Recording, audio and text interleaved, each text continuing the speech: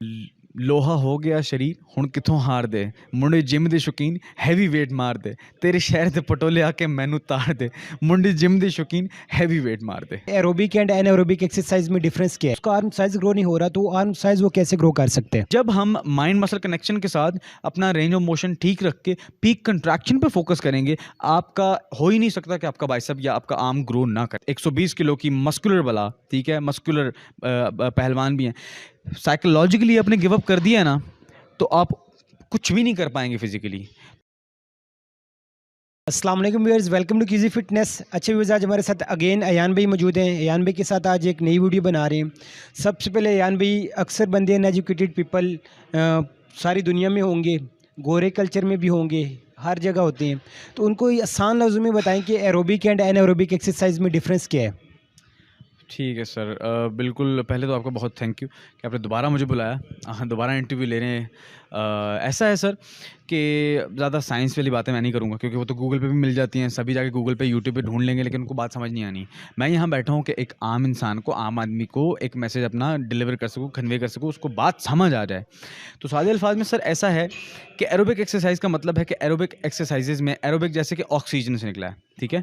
Aerobic से हमारी body oxygen का ज़्यादा इस्तेमाल करती है, ऑक्सीजन ब्रेक डाउन करती है में, क्योंकि हमें हाई इंटेंसिटी चाहिए होती है।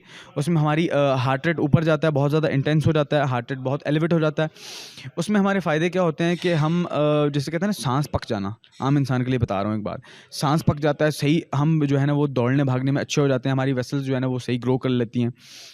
एनारोबिक एक्सरसाइज, एनारोबिक एक्सरसाइज ऐसी होती हैं जैसे कि जो भी वेट ट्रेनिंग होगी, ठीक है, वेट ट्रेनिंग, वॉल्यूम ट्रेनिंग, जिसमें हम वेट्स का इस्तेमाल करते हैं, उसमें चाहिए होती है हमें एनर्जी ज़्यादा, ठीक है। उसमें सिर्फ ऑक्सीजन नहीं होती, उसमें हमारा इस्तेमाल होता है ग्लाइकोजन। हम जो कार्बोहाइड्रेट ले रहे होते हैं, कार्बोहाइड्रेट ब्रेक डाउन होकर ग्लाइकोजन हमारे मसल्स में स्टोर होता है, वो वहाँ से ग्लाइकोजन का इस्तेमाल होता है, ठीक है, और उसे एनारोबिक कहा जाता है। उसका हमारे फ़ायदे क्या हैं? एनारोबिक एक्सरसाइजेज से हमारी स्ट्रेंथ बढ़ती है, हम में ताकत आती है, उसमें हमें इतना हमारा वो जैसे सांस पकाने वाली बात है वो चीज़ नहीं आती, हमें एंड्योरेंस नहीं इतनी ज़्यादा खास होती, लेकिन स्ट्रेंथ हम में उसमें बहुत ज़्यादा आ जाती है। ये फ़र्क है एरोबिक और एनारोबिक में। एग्जाम्पल शेयर करें व्यूअर्स के साथ कि एरोबिक एक्सरसाइज में कौन कौन सी आएंगी और एनारोबिक में कौन कौन सी आएंगी, ताकि उनको और बेहतर तरीके से समझ आ सके। बिल्कुल, बिल्कुल, ज़रूर, ये लाज़मी है हमें ये बताना उनको। एरोबिक एक्सरसाइज़ जैसे जैसे कि आप जॉगिंग, वॉकिंग, स्प्रिंटिंग, जिसमें आप हैवी वेट्स का इस्तेमाल नहीं कर रहे, ठीक है, बॉडी वेट, और आप सादे अल्फाज में फुर्ती का इस्तेमाल कर रहे हैं, ठीक है। अपने दिल की धड़कन तेज़ हो रही है, आपका जो है वो ब्लड प्रेशर भी ऊपर जा रहा है, ब्लड तेज़ी से ब्लड पंप कर रहा है।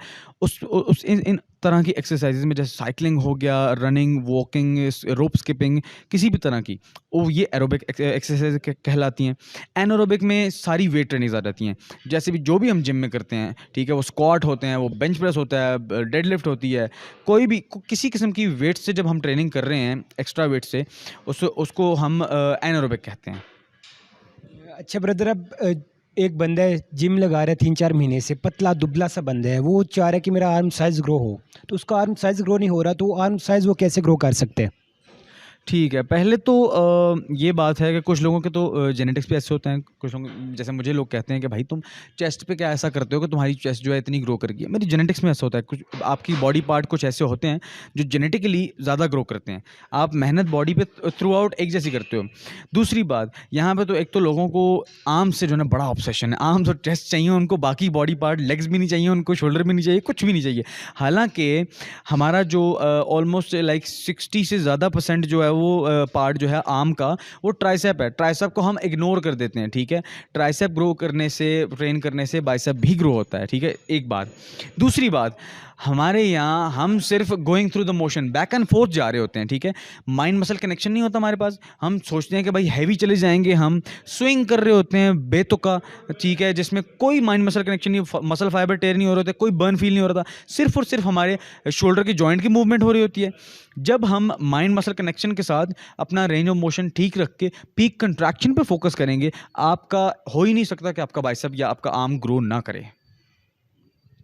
और कितने दिन ट्रेन करना चाहिए वीक में आर्म्स को?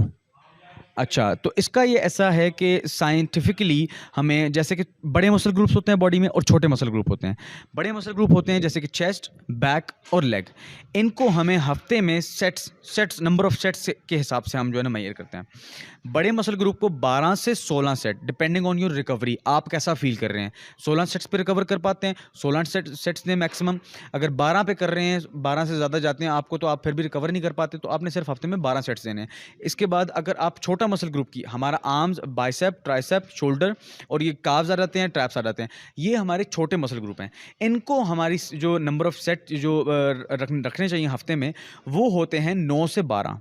ठीक है, ये आप पे डिपेंड करता है कि आप कहाँ बेस्ट फील करते हैं। हर बंदे की बॉडी टाइप डिफरेंट है, हर बंदे की जीन्स डिफरेंट है, हाइट, वेट, डीएनए, हर बंदा एक दूसरे से डिफरेंट है। आपका स्वीट स्पॉट आपको खुद फाइंड आउट करना पड़ता है, आपको कोई बता नहीं सकता, ये ट्रायल एंड एरर से पता चलता है। तो आप अगर फील करते हैं कि 9 पे आप रिकवरी सही कर रहे हैं, तो आपने 9 सेट्स अ वीक देने छोटे मसल ग्रुप के। अगर आप क्या सोचते हैं कि भाई मैं रिकवरी सही कर जाता हूँ, सेट्स बढ़ा लें, 10 सेट्स दें हफ्ते के, ट्राई करें।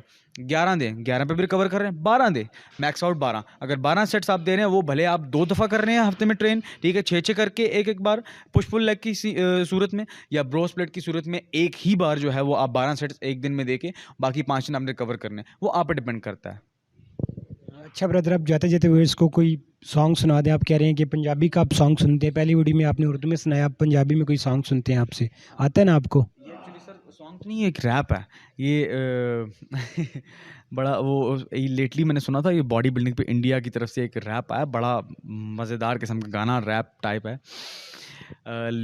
लोहा हो गया शरीर हुण किथों हार दे, मुंडे जिम दे शौकीन हैवी वेट मार दे, तेरे शहर दे पटोले आके मैनू तार दे, मुंडे जिम दे शौकीन हैवी वेट मार दे। क्या बात है। अच्छा, जाते जाते कोई शेर सुना के एंड करते हैं इस वीडियो को। शेर तो नहीं, कोट समझाऊंगा सर। बात यह है कि आप जब एक जिम में आप जब स्टेप इन करते हैं, तो आप मेंटली अगर ऑलरेडी सोच चुके हैं, प्रिपेयर्ड हैं उस चीज़ के लिए, तो फिज़िकली मैटर नहीं करता। अगर फिज़िकली आप एक बला भी हैं 100 किलो की ना, 120 किलो की मस्कुलर बला, ठीक है, मस्कुलर पहलवान भी हैं, साइकोलॉजिकली आपने गिव अप कर दिया ना, तो आप कुछ भी नहीं कर पाएंगे फिजिकली। तो पहले ये सारी गेम है मेंटल। मेंटली अपने आप को प्रिपेयर करें, फिजिकली सब हो जाएगा, लेकिन one step at a time. ये एक मैराथन है, ये कोई 100 मीटर स्प्रिंट नहीं है कि आप जो है ना 100 दिन में ऐसी बॉडी बना लेंगे। बहुत सारा फेक स्टफ चल रहा, ठीक है, उससे बचें। हेल्थ एंड लॉन्गजेविटी की तरफ आएँ, ठीक है, फिटनेस की तरफ आएँ। ये हमारा मकसद है, फिटनेस प्रमोट करना, हमें साइड इफ़ेक्ट्स नहीं चाहिए।